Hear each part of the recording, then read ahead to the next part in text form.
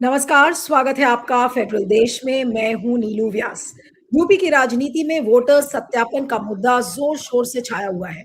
विपक्षी दलों का कहना है कि चुनाव आयोग के जरिए बीजेपी वोट जोड़ने और काटने के खेल में जुटी हुई है।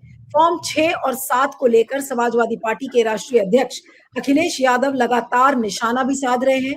एसआईआर के तहत करीब 1.25 लाख मतदाताओं के नाम काटने के लिए आपत्तियां चुनाव आयोग के सामने है, तो वहीं 51 लाख लोगों ने खुद नाम जोड़ने के लिए आवेदन किया है। अब ऐसी सूरत में सपा हो या बीजेपी या अन्य दल, और कौन कितना आगे बढ़कर नाम जोड़ने या जुड़वाने में जुटा हुआ है, ये एक बड़ा सवाल है। अब जो दावे और आपत्तियों का सवाल है, तो चुनाव आयोग ने दावों और आपत्तियों के लिए पहले 6 फरवरी का समय दिया था, जिसे बढ़ाकर अब 6 मार्च कर दिया गया है। आयोग का कहना है कि अब तक जितने भी आवेदन आए हैं वो लोगों की तरफ से आए हैं। बूथ लेवल अधिकारी के पास जाकर लोगों ने अपनी शिकायतों को दर्ज कराया है। नाम को जोड़ने या काटने के लिए जो आवेदन मिले हैं उनमें सियासी दलों की भागीदारी है, 1% से भी कम है। आयोग के पास अब तक 51,43,360 लोगों ने फॉर्म 6 भरा है। इनमें से करीब 40,284 आवेदन राजनीतिक दलों की तरफ से आए हैं। सपा और बीजेपी दोनों ने मिलाकर 36,000 से अधिक फॉर्म जमा कराए हैं। आयोग का ये भी कहना है कि करीब 1,18,668 वोटर्स को लेकर आपत्तियां आई हैं। इसमें राजनीतिक दलों की तरफ से 1,790 आपत्तियां हैं, बीजेपी की ओर से 1,729 और सपा की ओर से 47 आपत्तियां हैं। ये बता दें कि दावों और आपत्तियों के निस्तारण के लिए 6 मार्च तक का समय है। 27 मार्च तक सुनवाई पूरी होगी और अंतिम मतदाता सूची का प्रकाशन 10 अप्रैल को होगा। निर्वाचन आयोग का यह भी कहना है कि तारीख बढ़ाए जाने के बाद दावों और आपत्तियों के आवेदनों की संख्या में इजाफा हुआ है। तो आखिर हम समझने की कोशिश करेंगे किस पार्टी ने कितने फॉर्म भरवाए हैं। सपा के पास करीब 1,57,000 बीएलए हैं। इन एजेंट्स ने करीब 11,000 फॉर्म 6 और 47 फॉर्म 7 भरवाए हैं। बीएसपी के पास करीब 1,44,000 बीएलए हैं। इन एजेंट्स ने करीब 1,761 फॉर्म 6 और फॉर्म 7 भरवाए हैं। कांग्रेस के पास करीब 96,000 बीएलए हैं। इन एजेंट्स ने करीब 1,324 फॉर्म 6 भरवाए हैं। और अखिलेश यादव का क्या आरोप रहा है? सपा सुप्रीमो अखिलेश यादव ने बार बार कह रहे हैं कि बीजेपी और चुनाव आयोग फॉर्म 7 के जरिए उन वोटर्स का नाम हटा रहे हैं जो सपा के समर्थक हैं। उन्होंने जांच कराने की मांग की है।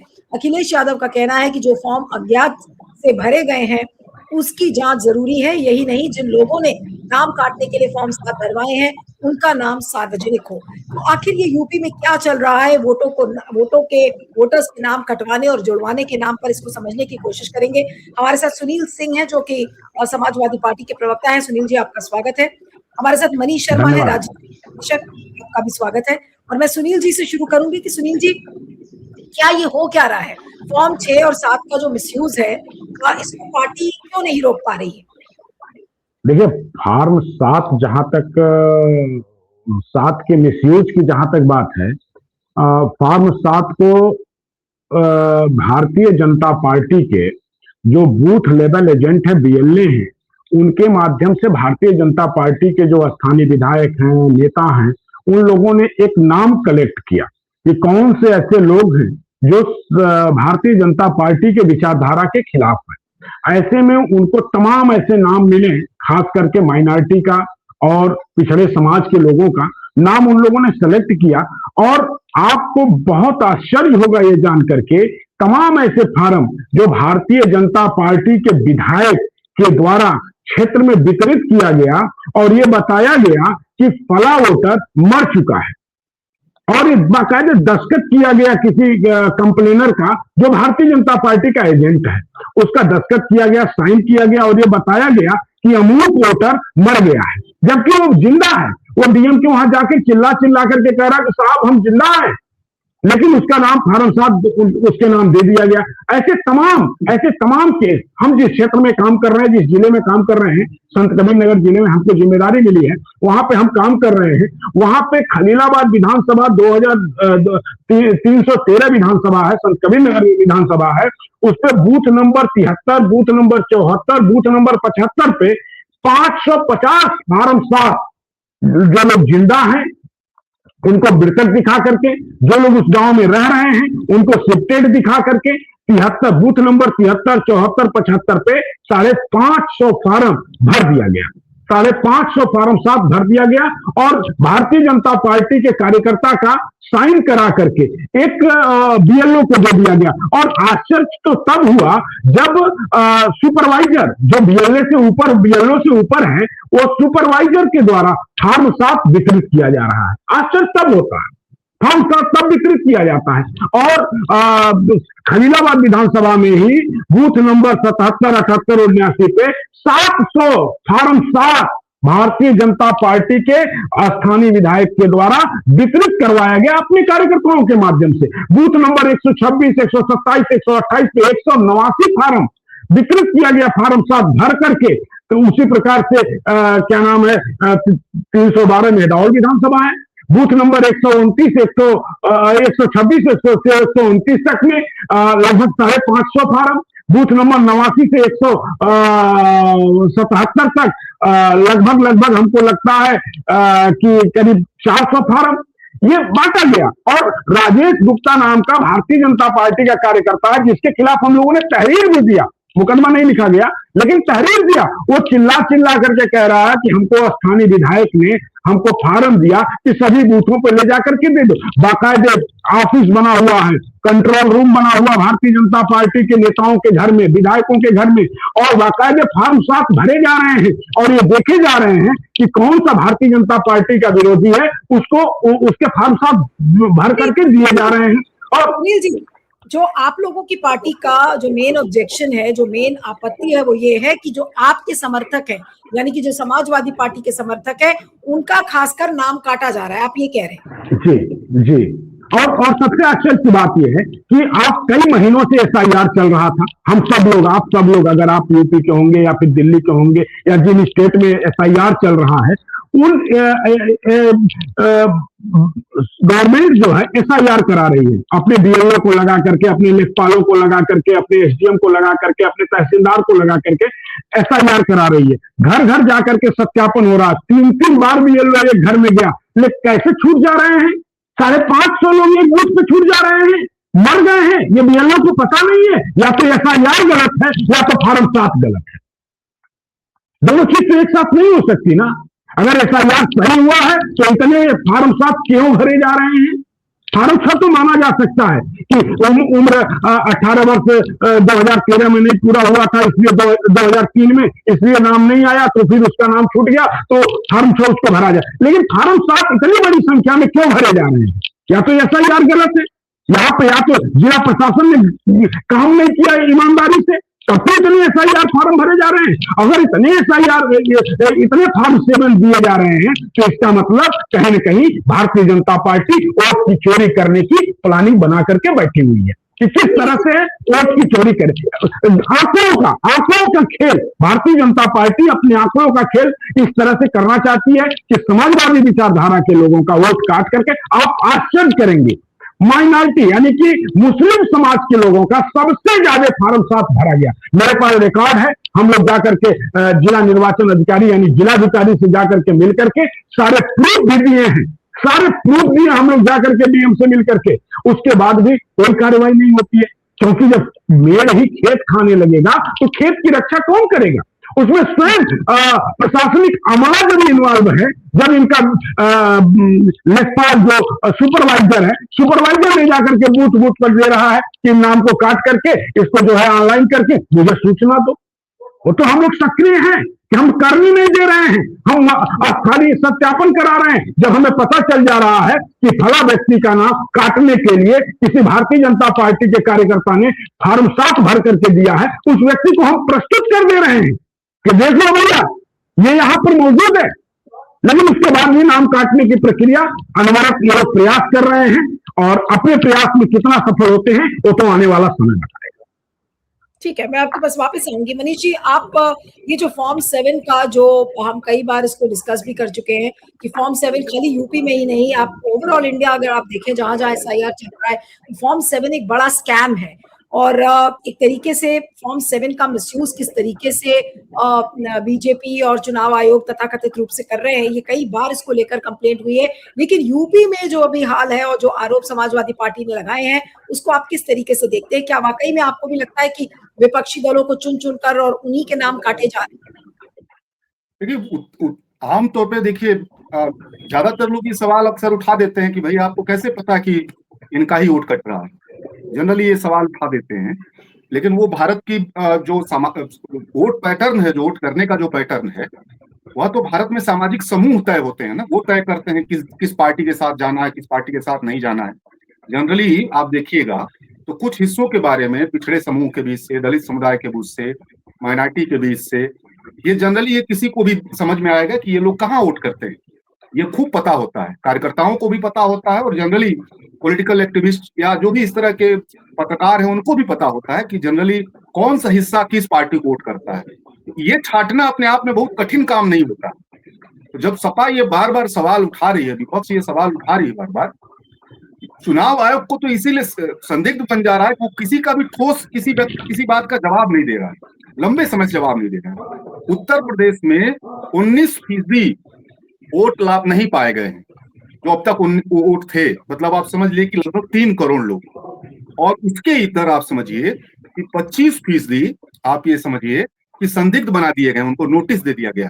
आप समझ रही है कितना बड़ा हिस्सा है, ये लगभग 60 करोड़ का लगभग आसपास है, अगर संदिग्ध वाले को मान लिया जाए, जो जिनकी अभी परीक्षा हो रही है, और जो 19% तो ऑलरेडी पहले से हटा दिए गए। अब 7 फॉर्म का आप समझ लीजिए कि अज्ञात लोगों ने 1,28,000 अज्ञात लोगों ने 7 फॉर्म जो है भरा है, और वो नाम कटवाने के लिए। मैंने पार्टियों का जहां तक मामला है वो 1,000, 2,000, 3,000 ऐसे है। तो ये जो आरोप है कि अज्ञात लोग, ये कौन है जो 1 लाख 1.5 लाख वोट कटवा दे रहे हैं, वो अज्ञात लोग आमतौर पे माना जाता है कि बीजेपी का एक पूरा, जो जनरली सारे अखबार पत्रकारों से, लोगों से अगर आप बात करेंगे तो ये हो रहा है इसमें। तो चुनाव आयोग की जो पूरी कार्रवाई है, जो एसआईआर है, अभी एक रिकॉर्ड आ गया वहां से भी, आप देखिएगा कि 2003 का मांगा जा रहा था चुनाव आयोग से कि भाई अब बता दीजिए ना कि 2003 में एसआईआर कैसे हुआ था, तो चुनाव आयोग उसको दे नहीं रहा था। अभी वो सामने आ गया दस्तावेज। नीलू जी, आप इस बात को जान लीजिए कि 2003 में भी जो जिसको एसआईआर कह रहे हैं, वो एसआईआर नहीं था। वो केवल बीएलओ को बोल दिया गया कि घर घर जाइए, अपने से फॉर्म भरिए, और लोगों से पूछिए और फॉर्म भरिए। कोई दस्तावेज नहीं मांगा गया। जहां संदिग्ध मामला था, जहां आरोप था कि ये गड़बड़ी है यहाँ पे, सिर्फ वहीं पे जांच हुई। तो कभी एसआईआर नहीं हुआ। इसलिए अभी जो एसआईआर हो रहा है, ये हिंदुस्तान के इतिहास में पहली बार हो रहा है।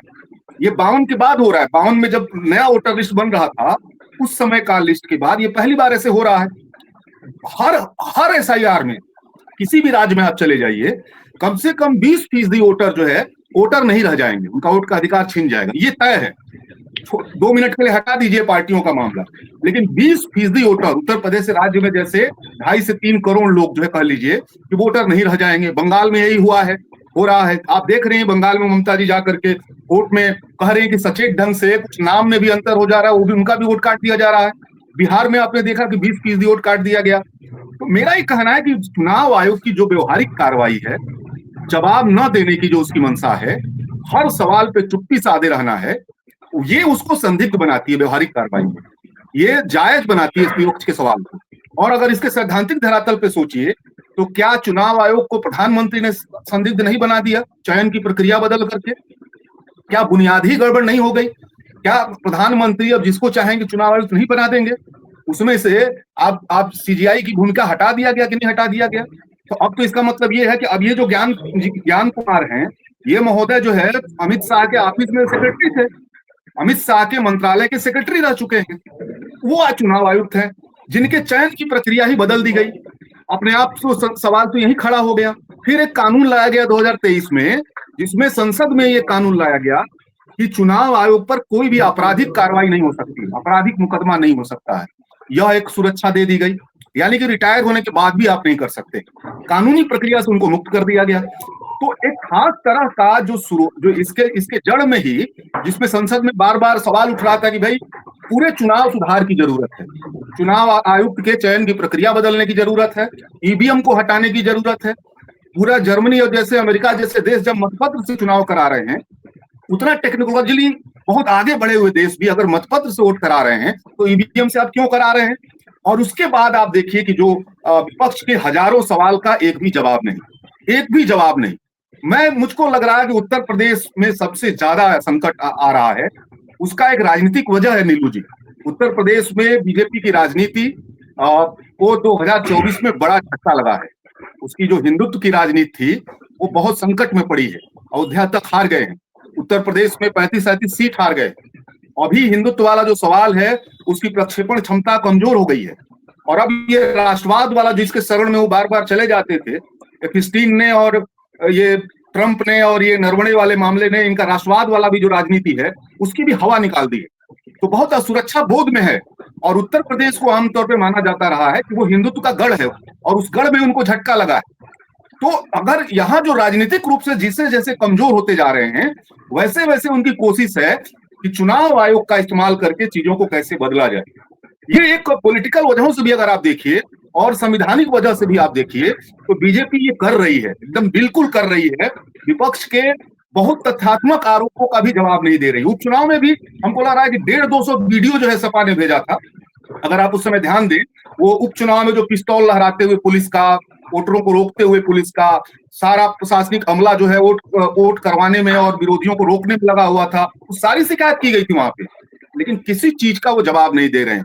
तो मेरा ये कहना है कि ये चुनाव आयोग को कंट्रोल करके बीजेपी ने एक भारत की जो सब कुछ मजबूत लोकतांत्रिक संस्थाएं हैं, अदालतें हैं, जिनके बारे में जो संदिग्ध बनाई जा रही हैं, जनता उन पर भरोसा कम हो रहा है, चुनाव आयोग पे भरोसा कम हो रहा है, संसद पे भरोसा लोगों का कम हो रहा है। भाजपा कोई लॉन्ग टर्म का देश के लोकतंत्र को, उसके संवैधानिक संस्थाओं को बहुत संकट में डाल रही है एक चुनाव को केंद्रित करने के लिए, और उत्तर प्रदेश में यही हो रहा है। लेकिन अब सुनील जी, मैं आपके पास आती हूँ अंतिम राउंड ऑफ कमेंट्स के लिए। थोड़ा सा संक्षेप में अगर बोले कि अब इसका मुकाबला आप कैसे करेंगे? आपने कहा कि हमने जाकर शिकायतें भी दर्ज की हैं, लेकिन शिकायतों से कोई फर्क नहीं पड़ता है। ऐसे में फिर आपको क्या लग रहा है कि जो 2027 का यूपी चुनाव है वो तो बहुत मुश्किल हो जाएगा और फिर वही चीज 2029 में दिखेगी। तो इसका मतलब ये है कि जब विपक्षी पार्टी वोट ही नहीं बचेंगे तो फिर आपको वोट डालेगा। देखिए, ये तो लोकतंत्र की सीधे सीधे हत्या है। ये लोकतंत्र को समाप्त करने का एक प्रयास है। हम लोग तो लड़ रहे हैं, हम आगे भी लड़ेंगे, क्योंकि जिस जनता को ये लोग गुमराह करके सत्ता को हासिल किए हैं, जनता भी इनकी चालाकी को समझ चुकी है, जनता भी इनकी सच्चाई को जान चुकी है और सबके सामने है। सारे लोग देख रहे हैं किस तरह से बौखलाई हुई है भारतीय जनता पार्टी, किस तरह से बौखलाई हुई है। अपने कार्यकर्ताओं को लगा करके, अपने नेताओं को लगा करके, अपने डीएम को लगा करके, अपने सीडीओ को लगा करके, अपने एसडीएम को लगा करके किस तरह से वोट की चोरी करने की प्लानिंग कर रही है। उत्तर प्रदेश की बात करें, उत्तर प्रदेश के मुख्यमंत्री ने एसआईआर जब हो रहा था उसी समय आशंका व्यक्त कर दिया कि हमारे 4.5 करोड़ वोट काटे जा रहे हैं, 4.5 करोड़ वोट हमारे काट दिए जा रहे हैं, यह आशंका व्यक्त किया। और वो 4.5 करोड़ कैसे एडजस्ट किया जाए, फार्म 6 से फार्म 7, दो ही माध्यम है। फार्म 7 से विपरीत विचारधारा के लोगों का वोट काट दो और फार्म 6 से फेक लोगों का, फर्जी लोगों का नाम दर्ज करा दो। बस ये दो माध्यम है, ये दो माध्यम है कि फार्म 6 भर करके अपने विचारधारा के लोगों का, अपने नेताओं का, इनके वोटर 6 वोट, एक आदमी 6 वोट मारता था। अभी हम लोगों ने वीडियो जारी किया था, आपके पत्रकारों ने उसको कवर किया था और दिखाया था कि किस तरह एक आदमी 6 वोट डाल करके आ रहा है, बड़े आराम से 6 वोट डाल करके आ रहा है। 3 वोट 4 वोट एक आदमी का होता था, वो भारतीय जनता पार्टी ऐसी प्लानिंग करती थी। अब जब एसआईआर हुआ और 4.5 करोड़ वोट तो नहीं कटे, लेकिन 2-2.5 करोड़ वोट कट गए, तो भारतीय जनता पार्टी के माथे पर पसीना आने लगा। अब इसको कवर कैसे किया जाए, अब इसको एडजस्ट कैसे किया जाए? अच्छा, आप आश्चर्य करेंगे, आप देख रहे होंगे वोटर लिस्ट, 2 तरह की वोटर लिस्ट है। हम यहाँ पे 12 करोड़ वोटर, 12 करोड़ कुछ 25 लाख करीब वोटर यहाँ पे उत्तर प्रदेश में एसआईआर के बाद रजिस्टर्ड हुए, और वहीं पंचायत चुनाव में 12 करोड़ 70 लाख, ये खाली खाली ग्राम पंचायतों में, अभी नगर पंचायतों को छोड़ दिया गया है, नगर निगम को छोड़ दिया गया है, उसके बाद में ओवरलैप कर गया वोटर लिस्ट ज्यादा हो गई ग्राम पंचायतों में। ये कहाँ की जबकि वोटर लिस्ट, उस वोटर लिस्ट को भी दुरुस्त किया गया, ग्राम पंचायत की वोटर लिस्ट को भी दुरुस्त किया गया, ग्राम पंचायत में ज्यादा वोटर और जो SIR के बाद वोटर लिस्ट आ रही है उसमें कम वोटर। ये अंतर कहाँ, क्यों आ रहा है अंतर, किस तरह से अंतर आ रहा है? भारतीय जनता पार्टी बहुत चालाक पार्टी है और अपनी चालाकी के माध्यम से लोकतंत्र का गला घोटने का काम कर रही है। ये हर बार जब भी सत्ता में आए हैं 2013-14 से लेकर के आज तक 22-24 तक, जब भी ये सत्ता में आए हैं, ये लोग फरेब करके सत्ता में आए हैं, ये लोग चालाकी करके सत्ता में आए हैं, वोट की चोरी करके सत्ता में आए हैं, ईवीएम के साथ छेड़छाड़ करके सत्ता में आए हैं। इनके पास जनाधार नहीं है।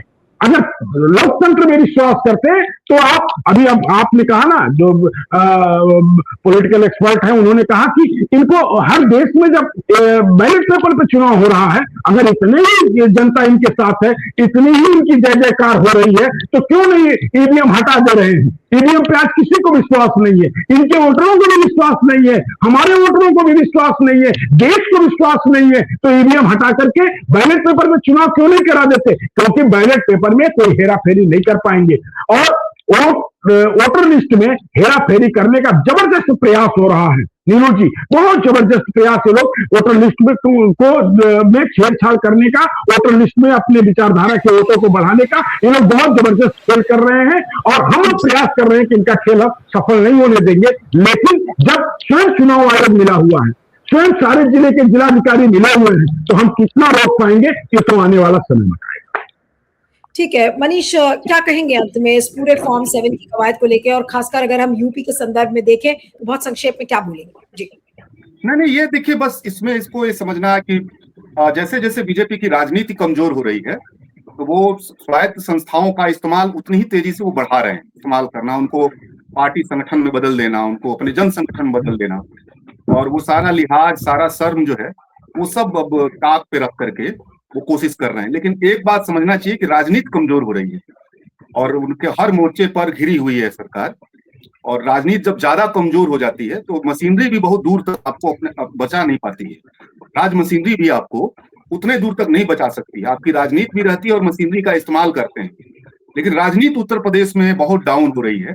27 उनके लिए बहुत खतरा बना हुआ है और ये सब गड़बड़ी हड़बड़ी में कर रहे हैं, घबराहट में कर रहे हैं, सुरक्षा बोध में कर रहे हैं।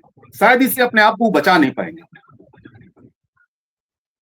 ठीक है, चलिए इस चर्चा को यहाँ खत्म करते हैं। आप दोनों का बहुत बहुत शुक्रिया। Sunil ji, Manish, thank you so much. धन्यवाद।